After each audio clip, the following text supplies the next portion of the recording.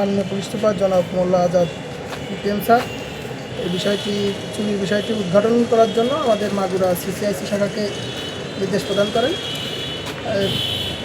এই নির্দেশ পাওয়ার পর আমরা অতিরিক্ত police super crime and of জনাব খানদার খায়রুল হাসান স্যারের তত্ত্বাবধানে আমি sub inspector Ajay, sub inspector Ashiq এবং আমার এএসআই আসাদ ভাই সহ সবাই মিলে আমাদের সিসিআইসি সবাই মিলে আমরা এই ঘটনাস্থলে সিসি ক্যামেরা, আশপাশে সিসি ক্যামেরা এবং তথ্যপ্রযুক্তির সহায়তায় এই চক্রকে আমরা শনাক্ত করতে সমর্থ হই।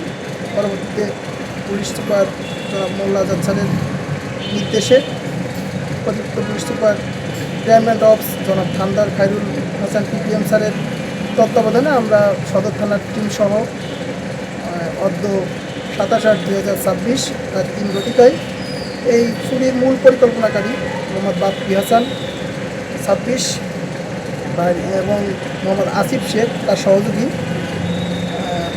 উভয়েরই বাড়ি হচ্ছে চর গোয়ালপাড়া থানা শ্রীপুর। তাদের নিজ বাসভবনেতে গ্রেপ্তার করি।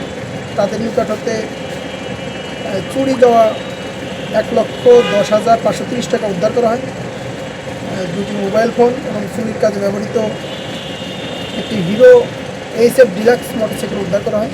এই চুরি চক্রের সাথে আরও কয়েকজন জড়িত আছে। আমরা তাদের গ্রেপ্তার করার জন্য চেষ্টায় আছি এবং অভিযান অব্যাহত আছে এবং যে খোয়া যাওয়া টাকা উদ্ধারে আমরা চেষ্টা অব্যাহত রাখতেছি।